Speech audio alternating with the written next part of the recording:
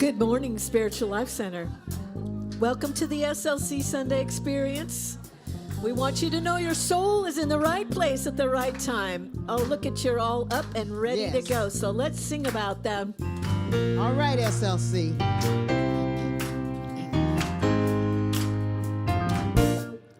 I'm in the right place at the right time. I am just where I'm meant to be. I'm in the right place at the right time. I am just where I'm meant to be. I'm in the right place at the right time. I am just where I'm meant to be. I'm in the right place at the right time. I am just where I'm meant to be. Oh, my soul is welcome here. Oh, my soul is welcome here. I am getting the message loud and clear. My soul is welcome here. Your soul is welcome. Your soul is welcome here. I'm in the right place at the right time. I am just where I'm meant to be. I'm in the right place at the right time. I am just where I'm meant to be. Oh, my soul is welcome here. Oh, my soul is welcome here. I am getting the message loud and clear. My soul is welcome here.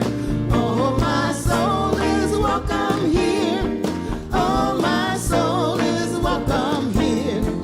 I am getting the message loud and clear. My soul is welcome here. I am getting the message loud and clear. My soul is welcome here. My soul is welcome here. My soul is welcome here. My soul is welcome here. My soul is welcome here. My soul is welcome here. My soul is welcome here. My soul is welcome here. My soul is welcome here. I am getting the message loud and clear. My soul is welcome.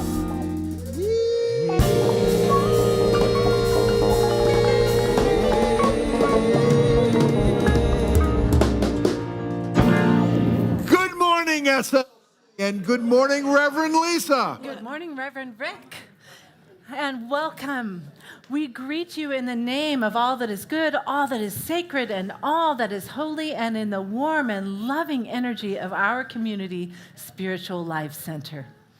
Spiritual Life Center honors all people worshiping in temples, mosques, churches, stone circles, and the beautiful temples of nature, because we know that there is no spot that God is not.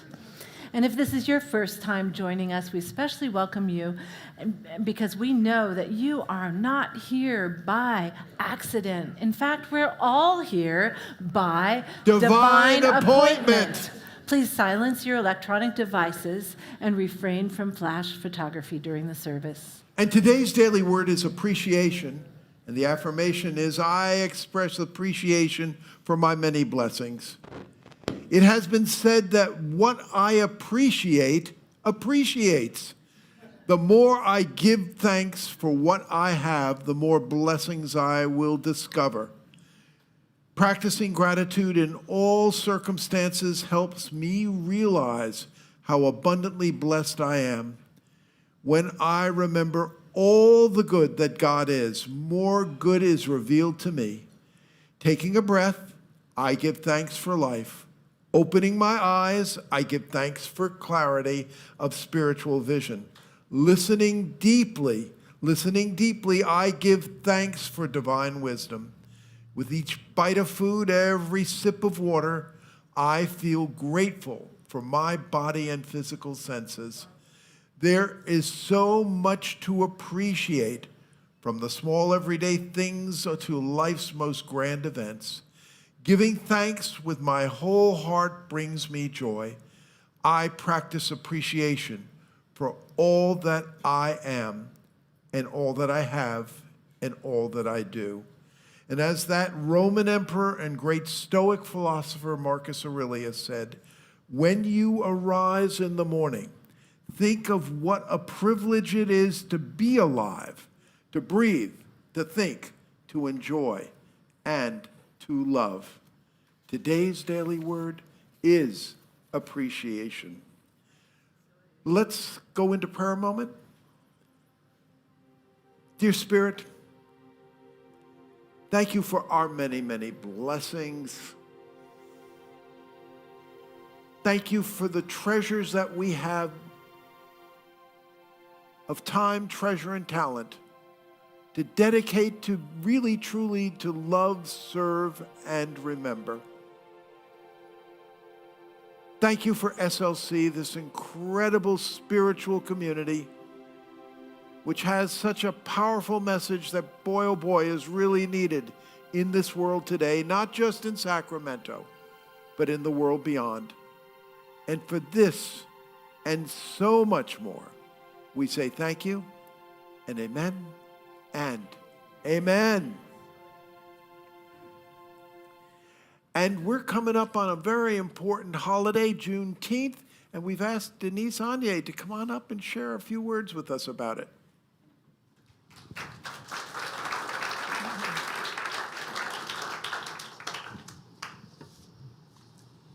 Good morning, SLC.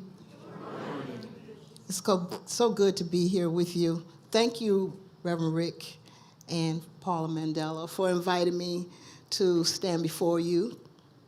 It is an honor to stand here today, and as I look out, I see such a beautiful mix of people and cultures under one roof. Imagine waiting for news that changes your entire existence. News that says you are free and your life finally belongs to you. Now imagine that news was signed into law, but it took 2.5 years to reach your ears. On June 19th, 1865, in Galveston, Texas, that news finally arrived. The Emancipation Proclamation had been signed way back in 1863. But it took years to actually be enforced. And that is why we celebrate Juneteenth. When I look at this day, I choose to focus on the profound resilience of the people who survived that wait. It reminds me of Proverbs 13:12. Hope deferred makes the heart sick, but a longing fulfilled is a tree of life. So for those survivors, that day was the blooming of a tree of life. When I sit with this history, it can feel heavy. But it doesn't make me look away. It forces me to look at God's heart for justice and reminds me of our calling today. In Galatians 5:13, Paul tells us, "You, my brothers and sisters, were called to be free. But do not use your freedom to indulge the flesh. Rather, serve one another humbly in love." Our freedom isn't just ours. It is a tool to love each other better. Juneteenth reminds our diverse church family that your freedom and my freedom are completely tied together. This day is a beautiful invitation to step closer to one another. I wonder what it would look like if we opened our hearts to stories different from our own, or shared a meal with someone that we don't know well yet. John challenges us in 1 John 13:18. Dear children, let us not love with words or speech, but with actions and in truth. My prayer for us today is that we leave this place carrying that very spirit. Let's be a community that doesn't make anyone wait for kindness, justice, or love. Let's build bridges and honor the divine dignity in every person. Thank you. God bless you.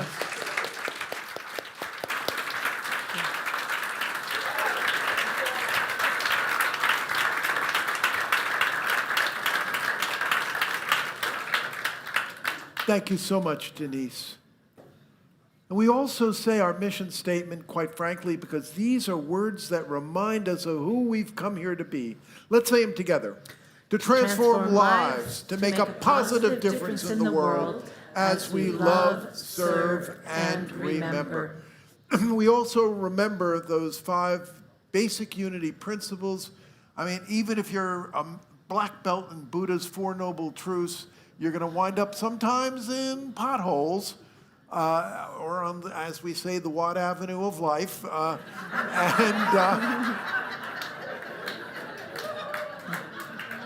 It is important. You know, it's easy in a church to remember this stuff.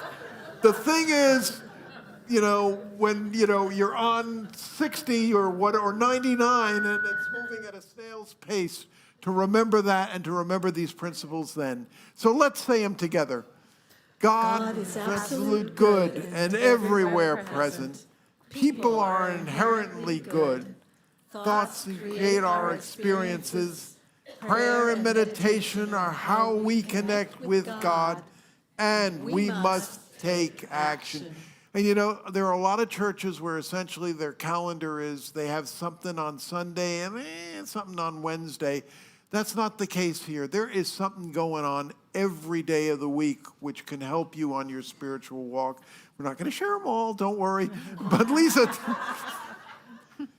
tell us some of the things that are going on. All right. Well, we always want to invite everyone to come join us on our Wow Wednesday, Wisdom, Oneness, and Wednesday, which begins at 5:30 in our prayer chapel. Our chaplains guide us in a time of prayer and meditation, your personal prayer, connection, sharing.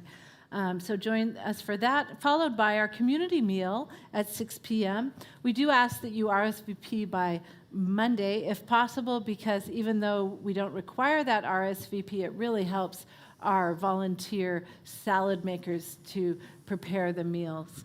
And that this week will be followed by something different. We don't have an unapologetic manifestation class this week. Kathy Gibson is going to be leading us in movement to free the heart. It's a time for you to embody your spirituality. Our women's retreat attendees and women's group attendees get to experience this with Kathy other times, but this is for men and women, everyone. So just come join us at 7 p.m. for that. And we're really looking forward to it. Another thing we're looking forward to is a workshop which Reverend Christine Boughton is going to be heading up. It's called the Power of 8 Workshops. It really is tapping into that power of group intention to co-create healing, spiritual growth, and improved individual and social conditions. It's going to meet for 6 Wednesdays from July 15th through August 25. It's from 3:30 p.m. to 5 p.m. in person at SLC. And so I think it's going to be really powerful. Mark it down. Now, if you're called, if you're feeling in your heart that you may be called to pray with others, if you may want to join our prayer chaplain team, there's going to be an informational session, chance for you to find out even more about it, the commitments involved, today at 12:30. The prayer chaplains will be recruiting through mid-July, so don't miss this chance to find out more. And you know, you look around the walls of SLC, you will see Brenda Bowles' art. And Brenda was here with that art from the very start of this congregation. We are going to have an art reception coming up this Saturday. Brenda, tell us more.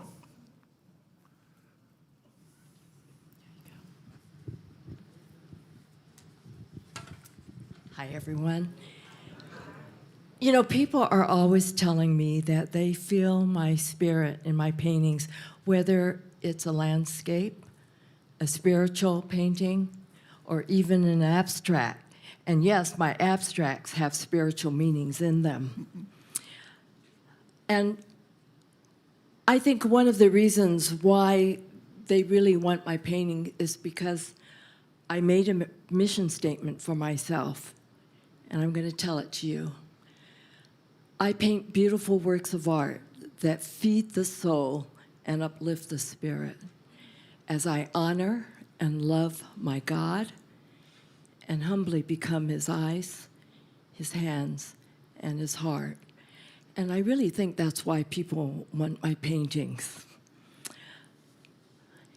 And so you might want to come by and see what Michael Moran purchased to put over his bed and the other one in his family room. And then, you could have his energy in your home. So yesterday I went for the first time to a new group called Soul Sisters, and Sandra Acevedo invited me. There was someone there who bought a painting of mine 20 years ago, and now that I think about it, it was way over 20 years ago. I haven't seen her since, but she was so happy to see me, and she talked about my art, and she literally had tears in her eyes.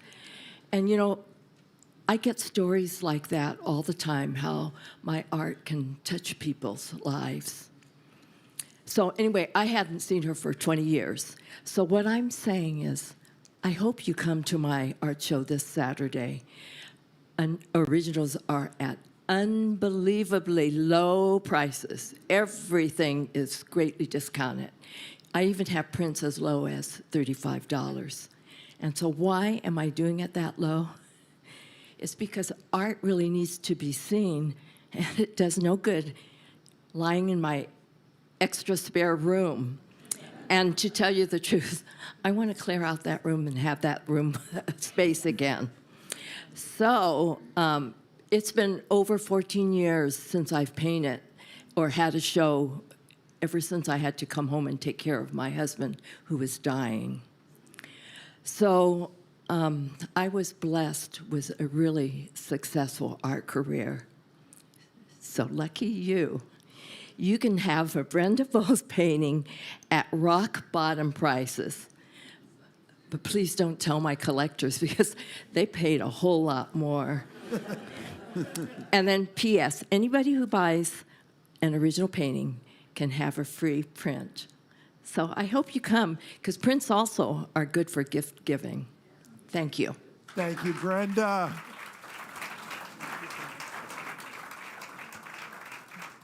It's really going to be wonderful this Saturday.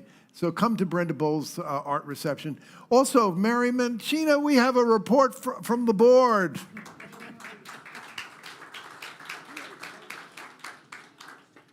Good morning, SLC friends. Let's get to it. We're in good shape financially.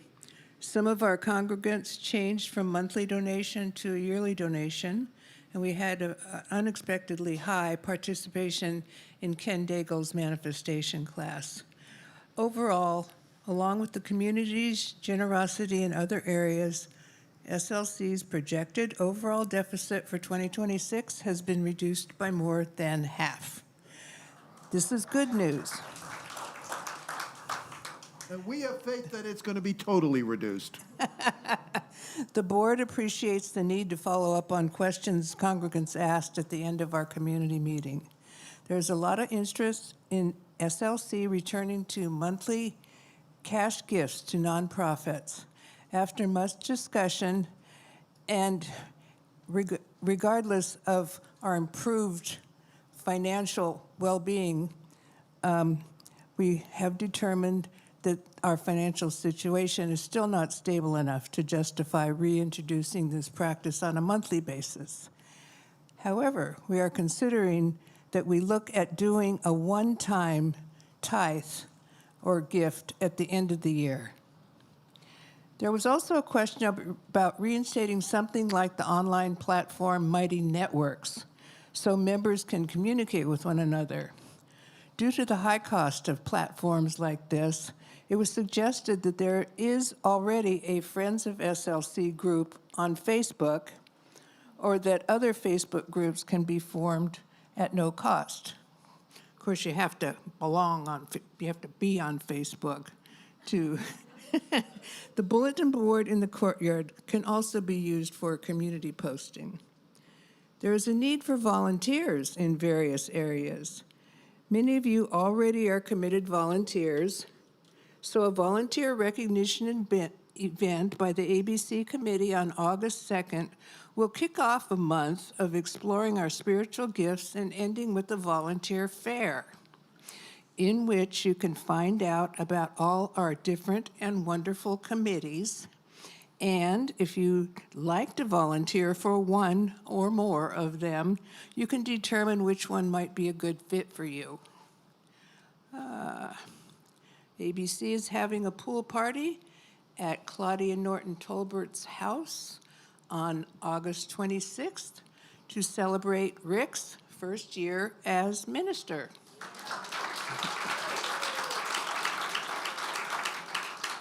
There will be a cannonball competition.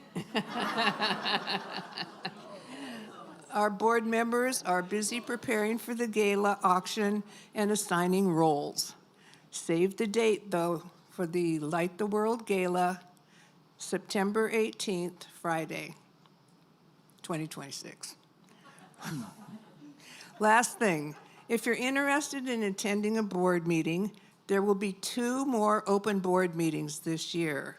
One on June 25th, coming right up, and one on October 15th. If you're interested in attending, sign up in advance by contacting Board President Daniel Thomas. And that's it for the board update this month. Thank you. Thank you. Thank you, Marianne. Thank you, Dee.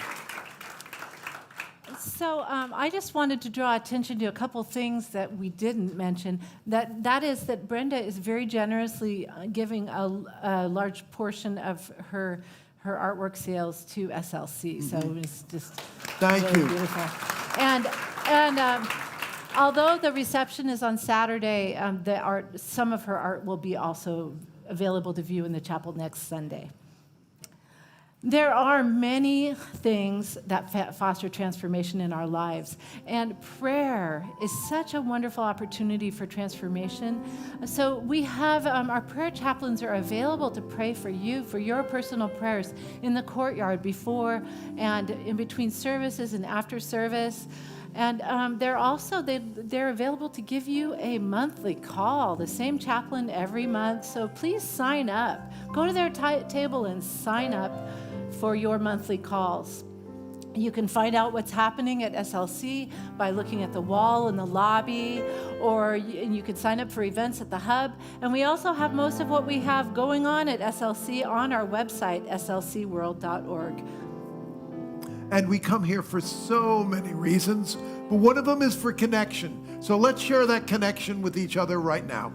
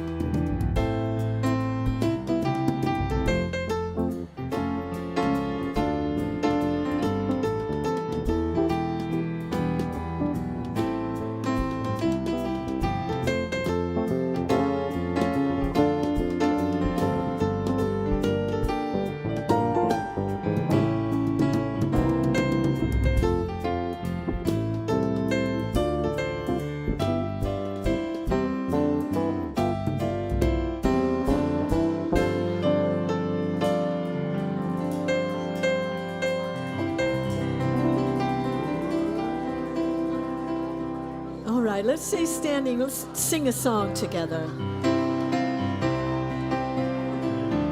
All I right. see God. Sing this with me, SLC. I see God all over this room. God in every moment. I see God in every moment. Ooh. I see God in every moment.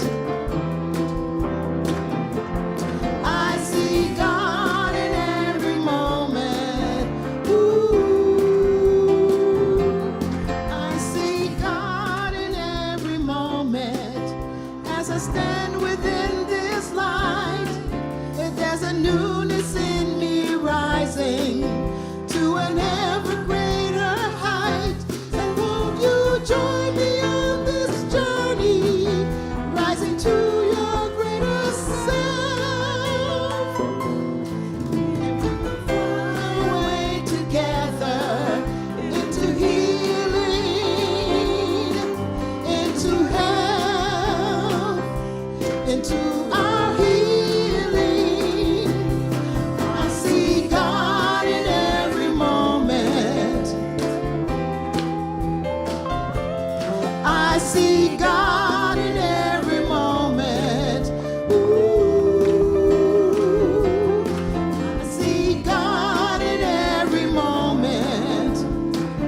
Oh, yeah. I see God in every moment.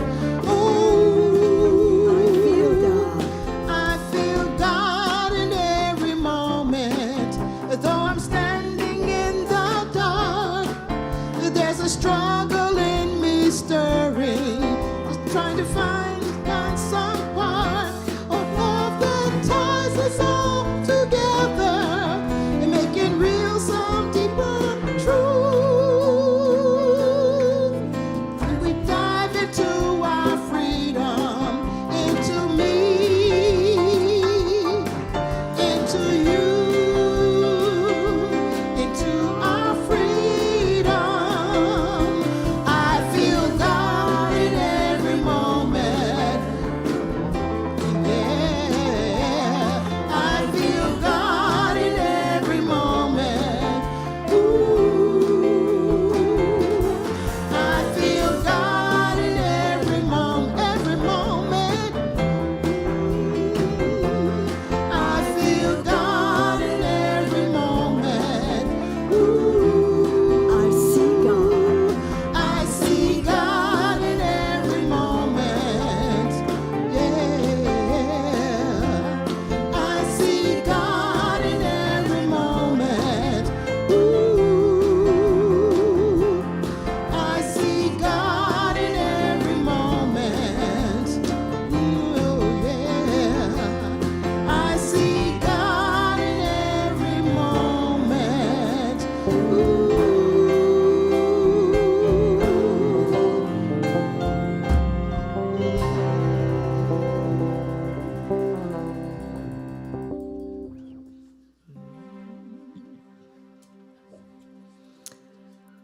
Oh, yes. Now, as we settle into our chairs, let's take a nice deep breath together.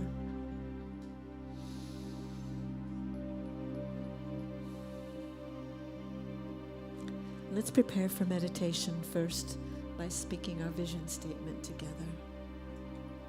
Spiritual Life Center is a loving, vibrant family that welcomes home all people and accepts everyone, no exceptions. Weaving ancient spiritual traditions with emerging wisdom, we cultivate a spiritual deepening with divine, each other, and our planet.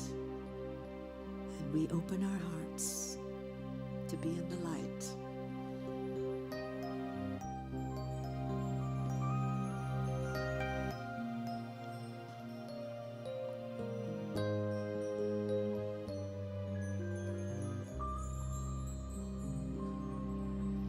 I open my heart to be in the light. I open my heart to love. I open my heart to be in the light. I open my heart to love. Pure light, pure love, pure light, pure love. Open my mind to be in the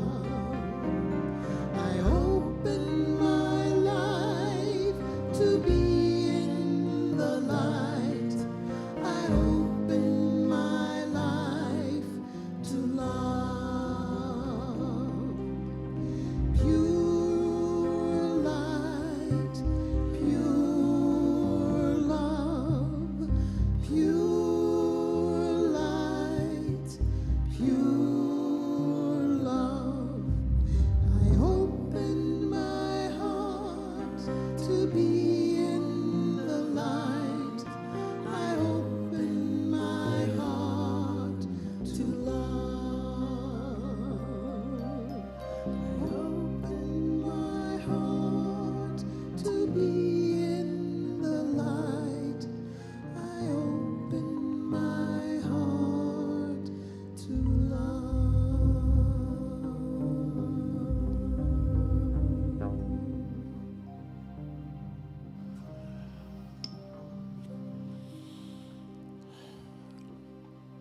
I open my heart to love. Breathe those words in and out. I open my heart to love. Allow yourself to get comfortable, closing your eyes if you choose, and take in a slow, deep breath. In and out. Go inside your body, breathing yourself open to love with each breath, until all the space within you, it feels fluid and soft. Breathing in, becoming aware of the in-breath. Breathing out, becoming aware of the out-breath. Release all tensions within that are constricting the healthy flow of life pulsing through you. Take a moment to befriend the spaces within you that feel hard or closed. Let them soften as your heart expands. Breathing in, aware of the in-breath.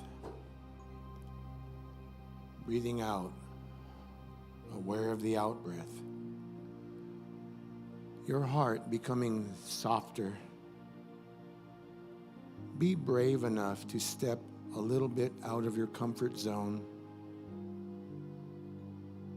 I invite you now to place one or both hands on your heart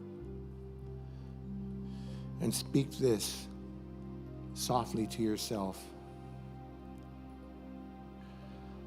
I love you. I love you. I love you. Give yourself permission to feel what is being asked to be felt. You are meant to inhabit all your feelings, the joyful feelings, the sad feelings, every feeling in between, including the perceived empty spaces. All of you, feel it. Allow all of you its breath, its voice. You need not be strong. As your hand relaxes and drops into your lap, imagine your heart and hand stay connected, as if gently tugging a golden heartstring.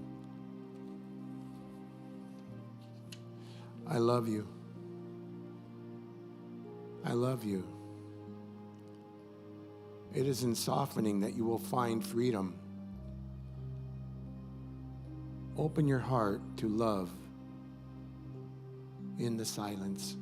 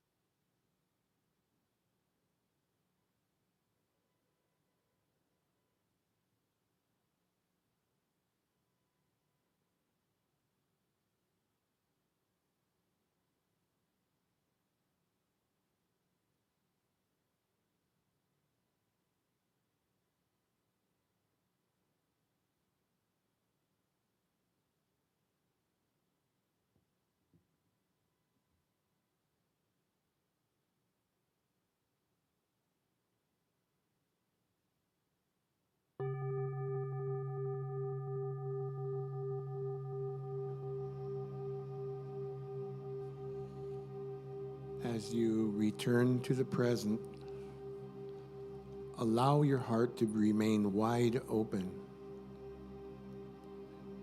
When you are ready, open your eyes.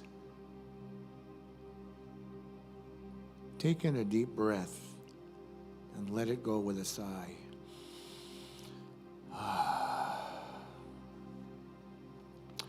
During the day, remember to say to the softest part within you, I will not forget you. I will not abandon you. I will meet you daily. I will come home to tend to you. I love you. I love you when I am here. I will remember that golden heartstring connecting us, the golden thread connected to somebody bigger than you and I. It is holding me in love. It is holding us in love. And so it is.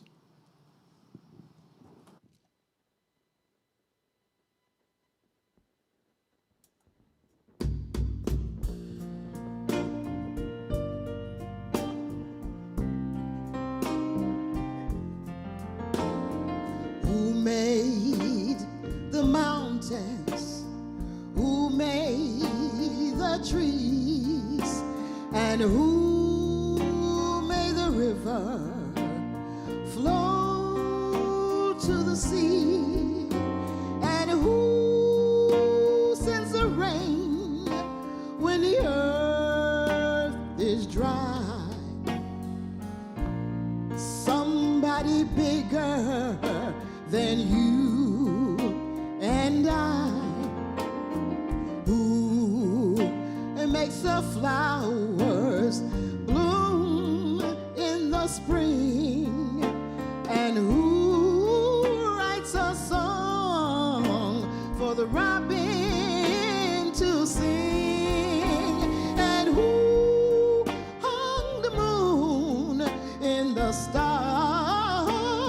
sky.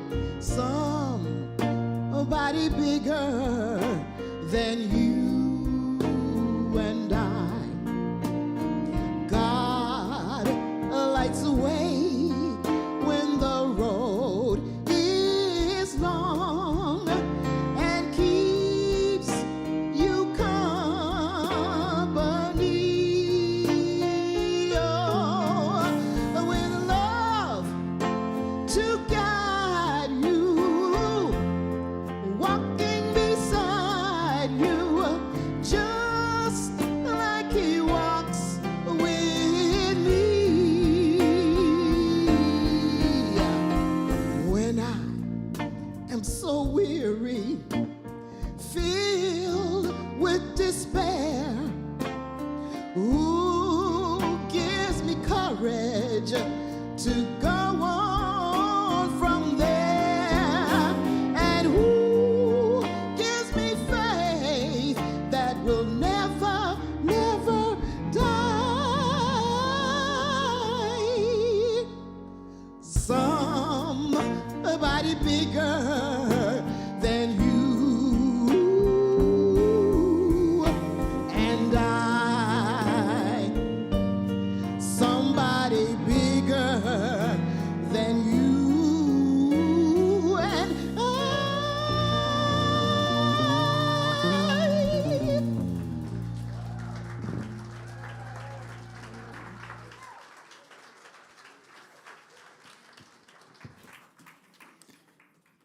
Thank you, Denise, and our music ministry. Wow. And also, Paul, thank you for a wonderful meditation. As he was doing it, what went through me is I'll want what he's having. So thank you. Well, we've started a new series called Unity in World Religions. And I think this series is going to be really important for us, both as a congregation on an individual level, for so many reasons. As I said, it's already started. On Monday, we made a wonderful field trip to the Vedanta Garden of the Saints. There we go.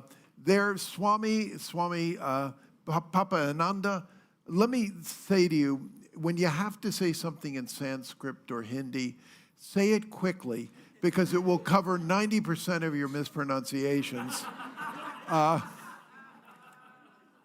And if we go to the next one, thank you. Karen and Kurt Fujikawa were so helpful in getting this done, and so also was RJ. Thank you so much. If we could go to the next one, the lotus blossoms were totally in bloom. It was just incredibly beautiful. Next one, please. And I took this picture. There were better ones probably could have been taken, but that's, believe it or not, a statue of Krishna who is on an island in a pond with an oriental bridge going over, and he's playing his flute. Now, this is not a history lesson, but I have to give you some history, or this harmonic convergence, or how special it is, what happened, will be lost to you. The Vedanta Society was founded in the 1800s by an incredible spiritual master called Sri Ramakrishna. Now, if you think you know the Hindi words, you can say them slower. So, but Sri Ramakrishna went back to the original Vedas. He went to the Upanishads, wove them together. He was very open, speaking of interfaith, to Jesus, to Buddha, and wove together the Vedanta Society to try to make this stuff really practical and meaningful for people in a modern era. Now, a disciple of Sri Ramakrishna was Swami Vivekananda. And Vivekananda felt that he had a calling to come to the West, to bring these teachings and this way to the West, and particularly the United States of America, because he had a vision that, the next century could very easily be the American century. He wanted to come here and make sure this stuff was here. So he's here in the 1890s, and something called the World Parliament of Religions gets formed. The very first meeting of the World Parliament of Religions happens in 1893 in Chicago, and they meet in the building, which is now the Art Institute of Chicago, right on Lake Michigan. And Vivekananda is a central figure in this formation, in the presentations, et cetera, et cetera. Now, guess who else was at that first meeting and were founding members of the World Parliament of Religions? None other than Christine, you weren't there. I mean, I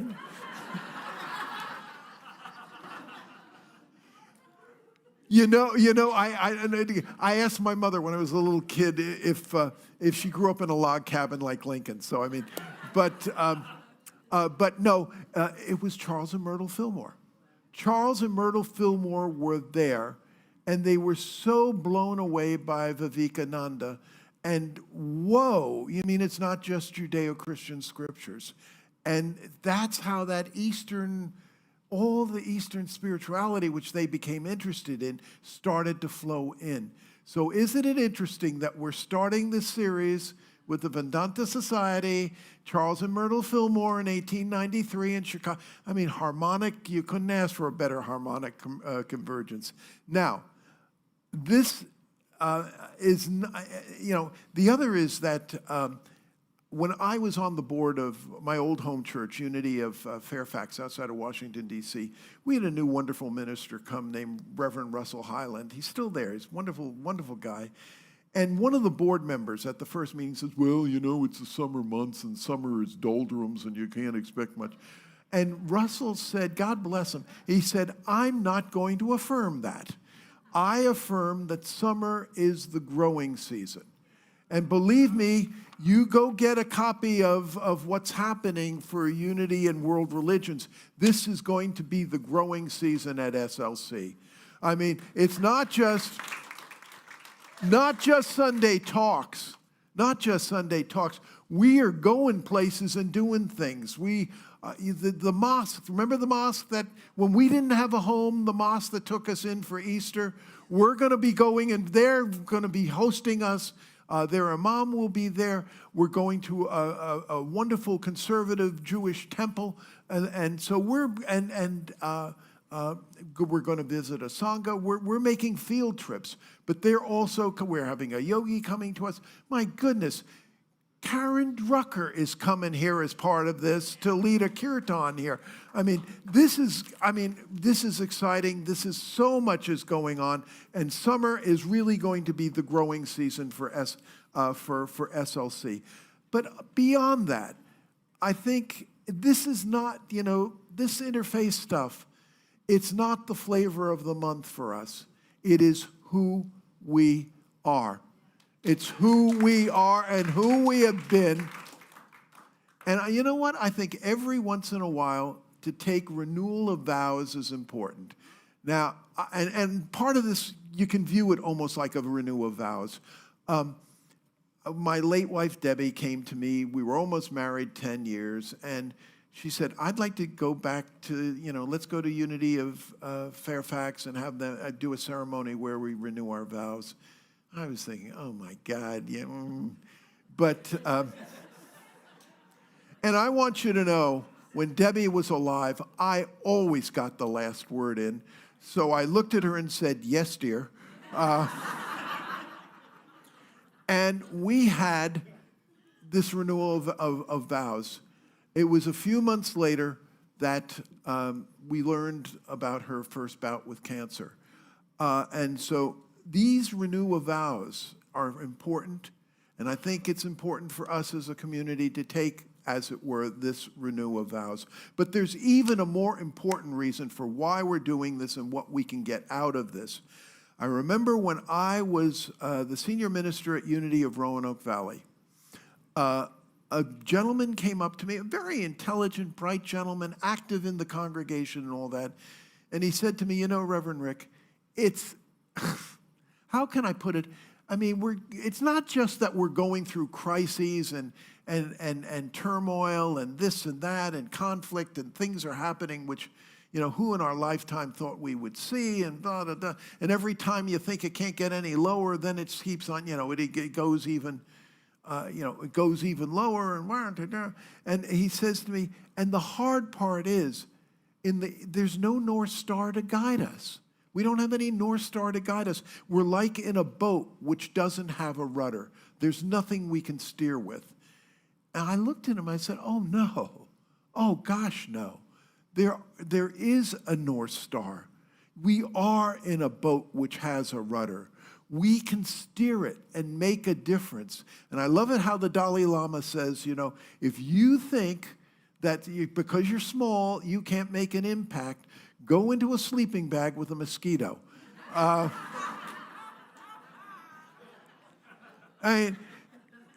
There is a North Star, and that North Star, believe it or not, is in you, and there is a rudder, and it is in your hands. And what is it? It's the great spiritual traditions. It's the great spiritual traditions. It is that wisdom of the ages, and it is up to us to take it and to apply it into a modern context and into a modern world. And I think this is so important. Again, it's very easy to say these things or think these things in a church, in a mosque, in a sangha, in an ashram, whatever. The thing is to really think this and to know this when the rubber meets the road, when we hit the potholes of life. And I wish I could tell you again, you follow Buddha's Four Noble Truths or Unity's 5 Principles or whatever, and those potholes and things are not going to happen. They are going to happen on a congregational level, they're going to happen on an individual level, and they're going to happen, in a community level.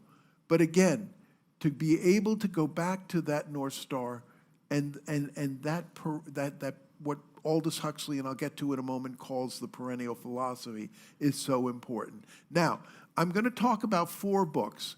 They're not assigned. There's no homework, no test or anything. But I'm pulling a lot from these, but they're wonderful books. So let's just go through now. The first one is The World's Religions by Houston Smith. First of all, this book, I think, is such a wonderful compendium. One volume, easy to read, compendium about the world's great religions, it really pulls you into it and can help you if you want to dig deeper or whatever. Now, very interesting, Houston Smith was a professor at MIT, Massachusetts Institute of Technology. Boy, oh boy, you think the last place in the world you would find something about religion would be MIT. I mean, MIT is about microwave dog dryers and stuff like that. I mean, but so you invent the microwave dog dryer, you form a company, and it's an IPO, and you're a trillionaire, and you're left with this, I'm going to date myself. Now, remember the movie Alfie? What's it all about, Alfie? So you're a trillionaire. What's it all about? And students came flocking to Houston Smith's classes for what's it all about. And also, like what Denise was singing about, greater than you and I, that sense of transcendence, which so many people in our society find, that they don't have that transcendent connection, and something is, in many ways is so lacking. So, and I remember, I went through my teenage and in my 20s, my atheist agnostic period. Believe me, having a relationship with God was not on my bucket list whatsoever. But then, mystical experiences, have feeling this, and then searching out something, other books too, but Houston Smith's book meant a great deal to me in that spiritual search. The next book, which we're going to be drawing on, which I think is really important, it's a difficult book. It's written by Aldous Huxley, he also wrote Brave New World, et cetera, et cetera. It's called The Perennial Philosophy. And what Aldous Huxley does is, you're going to see these different religions from different cultures have different thises and different that's. But Aldous Huxley believes, and I so strongly agree with him, that underneath it all, there is a perennial philosophy. There are perennial truths that keep coming out. Paul John Roach, the next time I'm going to be talking about, is that there is a golden thread. There is a golden thread that connects this, and that when we can lean into this golden thread, this perennial philosophy, we find that, yes, we do have a North Star, and we do have a rudder in the boat, and we can make a difference. The next book, which I'd like to talk about, is by Reverend Paul John Roach, called Unity and World Religions. Wonderful book, and he does a fantastic job of where does unity, how does unity link up to this and that and the other. Paul, it's interesting. Paul is a Welshman. How does a Welshman wind up to be the senior minister in Fort Worth, Texas? Stockyards, rodeo, and oh God. But anyway, he did a fantastic job there. I'll give you an example. One of the things I hope we will be talking about, our Buddhist friends have so many ideas can help us in terms of meditation. And one of them from Tibetan Buddhism is called Tonglen. And Paul, I was just reading this the other day. Paul talks about, Tonglen Tibetan Buddhist meditation, and he connects it right up with Emily Cady, Lessons in Truth. Boy, oh boy, there's no indication that Emily Cady spent time in Tibet, but I mean, the linkage is so strong and so powerful. The last book, which I'd like to pull a lot, and I think it's a very important book, written by Phil Pearson, Reverend Phil Pearson, and Reverend Phil and Dorothy had such an important impact on New Thought, spirituality, unity, interfaith in our neck of the woods. The book is called, again, Putting It All Together. And he goes to several concepts. And I used to say, when I was teaching at George Washington University, I used to say to my students, I did not understand plagiarism, because the difference between plagiarism and scholarship is a footnote. And if you put 2 footnotes, that's, quote, high scholarship, you know. So I don't want to plagiarize Phil, so I want to give credit where credit is due. But Phil leans, well, it's interesting where he leans on this. One of the people he really draws into is Teilhard de Chardin, that great Jesuit thinker and spiritual commentator. Teilhard de Chardin was also a paleontologist and very active in the discovery of the Peking man back when. And so what Teilhard de Chardin talks about is what he calls the omega point, where we are being drawn and pulled to. It's sort of light, it's in probably, you could find scriptures from all the great ones, but light from true light, true God from true God, and believing, yes, it's almost like the Dow Jones Industrial Average, it's ups and downs and all that, but moving in that direction. The analogy I would like to make is from astrophysics. It seems like all the galaxies in our neck of the wood, all the galaxies and whatnot in our neck of the woods, as it were, are being drawn in a certain direction, and we don't know why, but it's assumed that there is what's called the great attractor.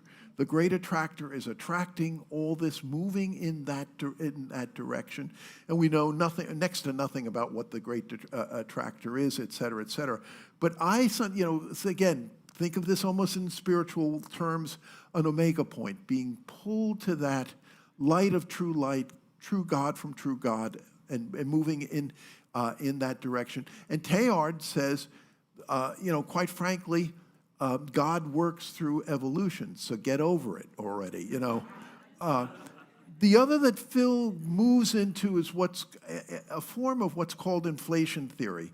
Now, in the 1970s, and I'm sure many of you remember it, the inflation from the 1970s, and if I could put my economist hat on for a moment, there was a period of time in the 1970s where the United States could have drifted into hyperinflation a la Latin America. I mean, could have gone very easily in that direction.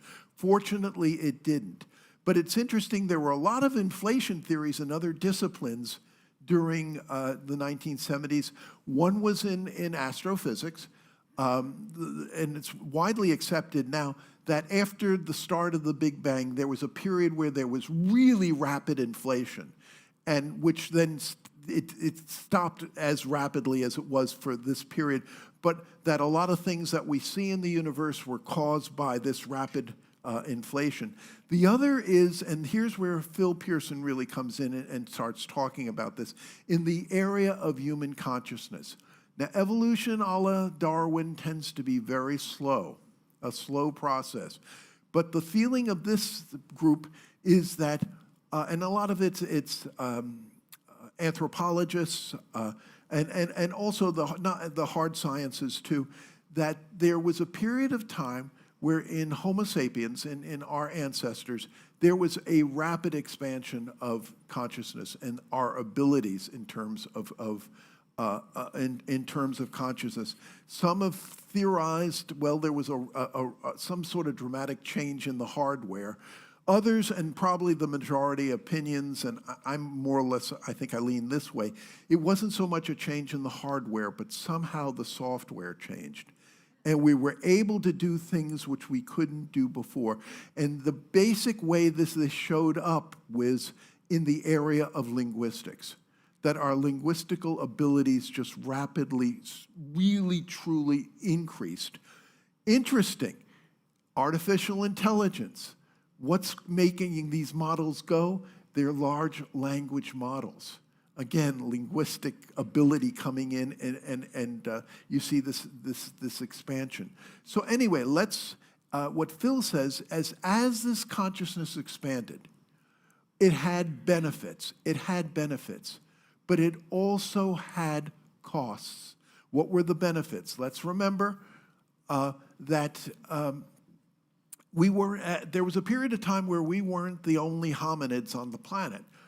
We were there, so were Neanderthals, so were Homo erectus, so were probably others. And Homo sapiens was just one other species of hominids that was there. They're gone, we're here. Why?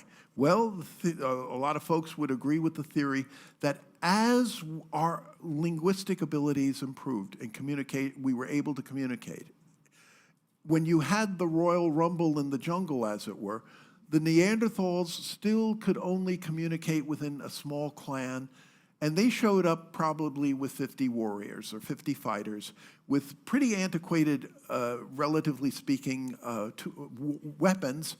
And their strategy of fighting was club them and move forward, club them and move forward. Now, we, on the other hand, now that we had this ability, we could communicate and create across cultures through different clans, tribes. We could show up at that same rumble with 500 warriors. And the other is that with the linguistic abilities, we could do flanking maneuvers. We could do some pretty sophisticated things which they couldn't. We were also able to pass on technological improvements to another generation. So we showed up with much better weapons. Guess who won? We're here, they're not. That was, in a way, you could say, a benefit. But it came with a cost, Phil says, and I agree with him. Pre this inflation of consciousness, instinct and unconscious intuition really mattered. And there is a feeling among many of scientists in this area that that consciousness included a voice, a voice which was wide and really heard. Many associated it with spirits, the beyond that was within. You could hear it, and you could hear it very loud and clearly.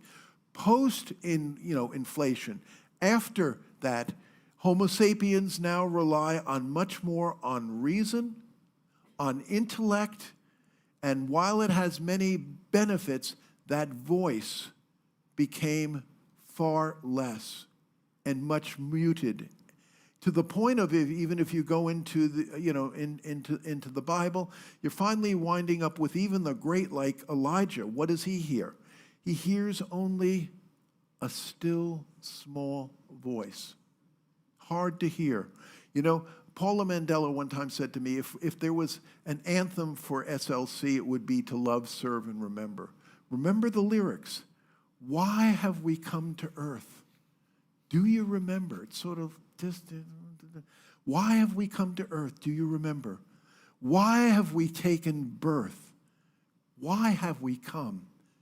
To love, serve, and remember.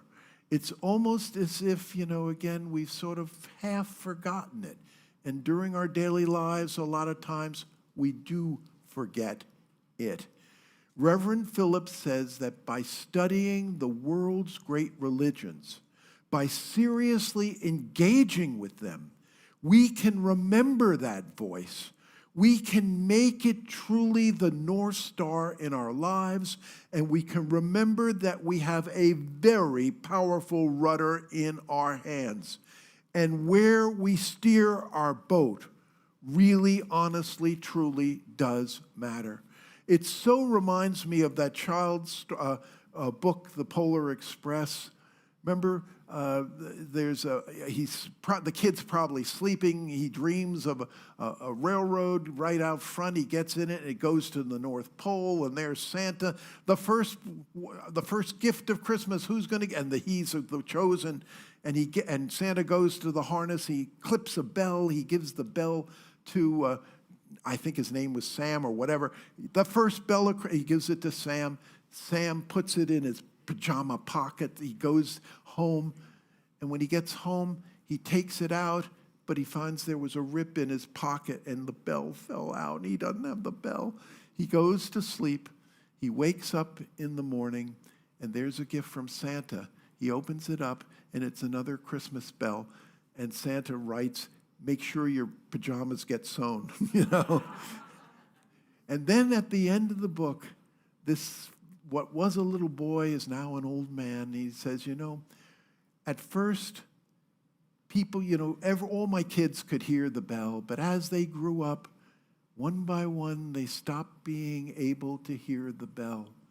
They stopped being able to hear the bell. And even it was so hard. Last Christmas, her sister is, an old woman now, she couldn't hear the bell either. She couldn't hear the bell either.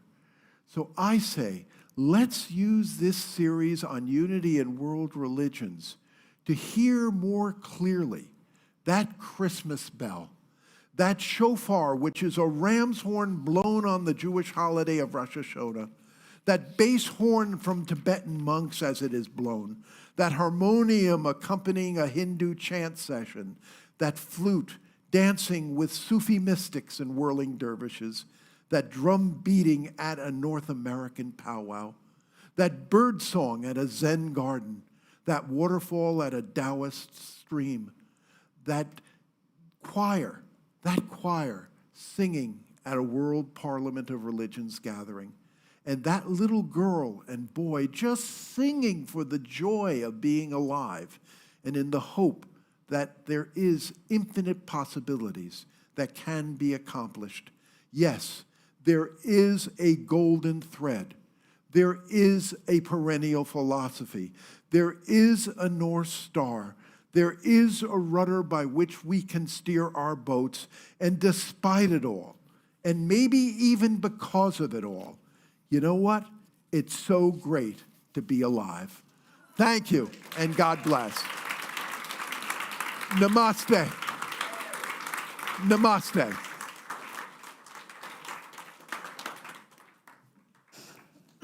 What a wonderful thing to be following that golden thread through these next months. And we will do that next week with Reverend Rick, looking at Charles Fillmore and his eclectic exploration of faith. Next week is Father's Day, so we'll be celebrating our fathers and father figures. So please join us for that wonderful service. We'll have music by Larry Shiflett, David Namario, and Soul Light Connection. We'd like to welcome our newcomers now. If you're watching us online, you can go to slcworld.org and click on the Connect button and fill out the card. And this will not only let us know that you're watching us, but it'll help us to keep you up on what's happening at SLC. For those of you who are in person here today, in a moment we'll ask you to raise your hand. And we'll give you a welcome card to fill out and take to the welcome table, and also a shell lay so that we can more easily recognize you and welcome you individually. So if you're here for the first time, would you please raise your hand? We have a newcomer in the back. Welcome.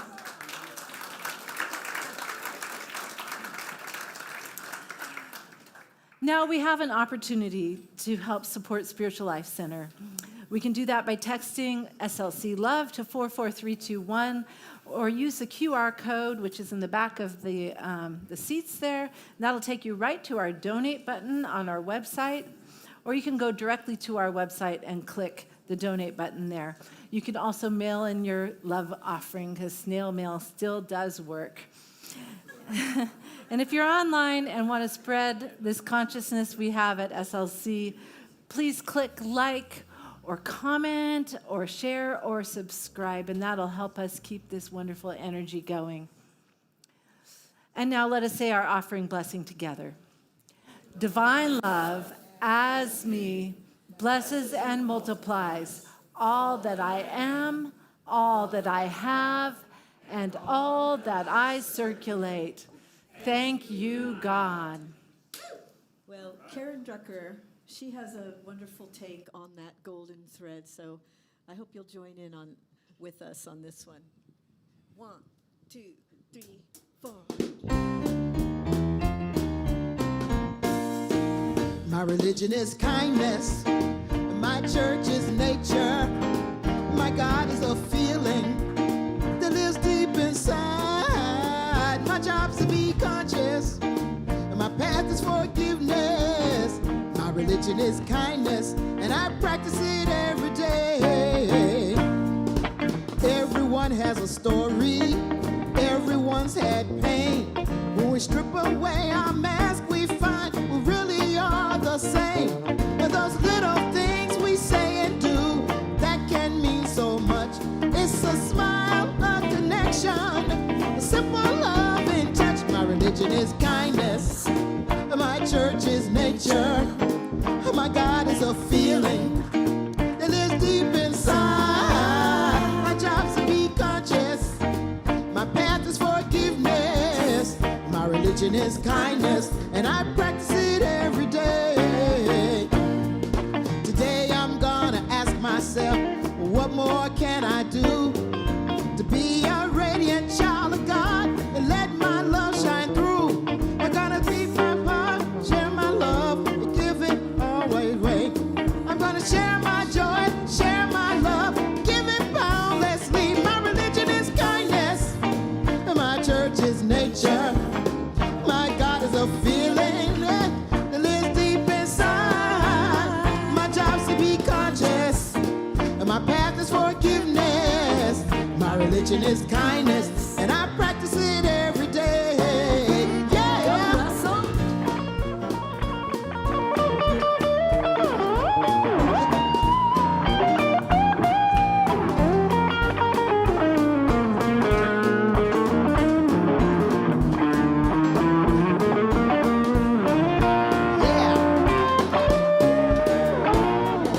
Jack and Jill went up the hill to fetch a pail of water. Jack fell down and broke his crown, and Jill came running after. She said, Jack, tell me, what can I do? Help ease your mind. He said, hold my hand and just be kind. No, I'll be fine. My church is nature. My God is a feeling that lives deep inside. My job's to be conscious, and my path is forgiveness. And my religion is kindness, and I practice it every day. My religion is kindness, my church is nature, and my God is a feeling that lives deep inside. My job's to be conscious, my path is forgiveness. And my religion is kindness, and I practice it every day. My religion is kindness, and I practice it every day. My religion is kindness, and I'm gonna practice it every day.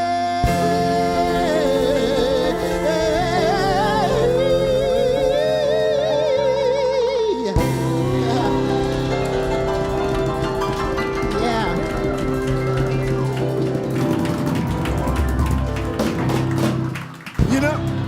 You know, that so reminds me of something that great teacher Eric Butterworth said. Eric Butterworth said he was not interested in the religion about Jesus. He was interested in the religion of Jesus. Oh, dear Spirit, thank you for all the prayers in our prayer box and prayers on people's hearts. Help them to know that overcoming power of love, compassion, and strength. And thank you for all the investments that are made into our ministry, the time, treasure, and talent.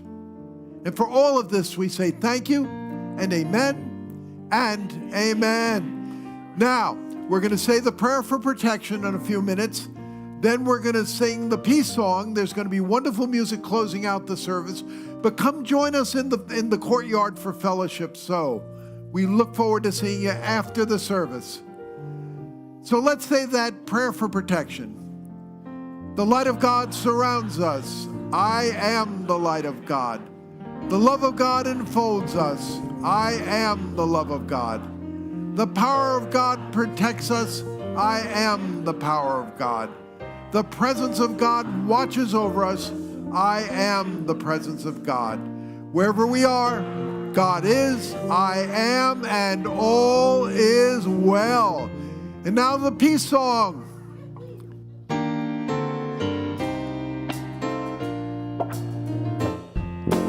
Let there be peace on earth, and let it begin with me.